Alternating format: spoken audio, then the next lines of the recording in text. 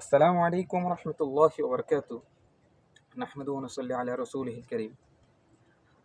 ছোট্ট একটা কথা বলবো, সেটা হচ্ছে বাংলাদেশের এই যে গত ১.৫ বছর যে একটা সংস্কার সংস্কার সংস্কার আমরা শুনলাম, আসলে ভাই এত সংস্কারের আমাদের দেশে দরকার নেই।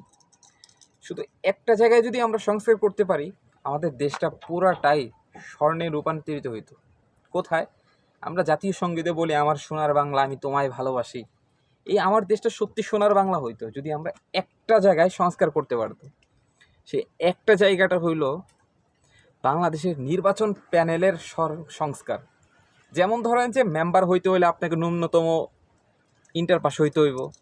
যদি আপনি চেয়ারম্যান হইতে চান তাহলে আপনাকে মাস্টার্স পাস হইতে হইব।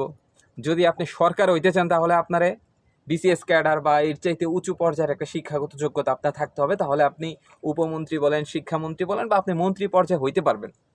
কিন্তু আমার দেশের সমস্যাটা ভাই এই জায়গায়, একটা পোলা বিসিএস ক্যাডার 23টা বছর 24টা বছর পড়ালেখা করে, বিসিএস ক্যাডার হয়, সে ধরেন যে উপজেলা পর্যায়ের নির্বাচন অফিসার হয়, অথবা সে ধরেন জেলা পর্যায়ের নির্বাচন অফিসার হয়, অথবা সে ভোক্তা অফিসারের ভালো একটা পর্যায়ে যায়। কিন্তু তাকে কি করতে হয় জানেন?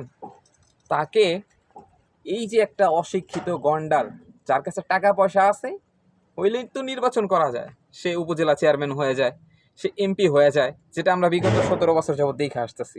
ওই সরকারের একটু পাটা চাটলেই এই উঁচু পর্যায়ে যাওয়া যায়। তো তখন কি করতে হয়? নিজের আসনটা ছাইরা এই গন্ডার মুরুখ হয়ে বসতে দিতে হয়।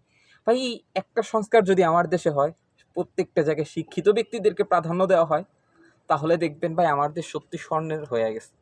যেমন উদাহরণ বলি, আমাদের বুড়িগঙ্গার পানি সবচেয়ে নিকৃষ্ট পানি। বুড়িগঙ্গায় প্রচুর পরিমাণে ময়লা ফেলার কারণে পানি পুরো নষ্ট হয়ে গেছে।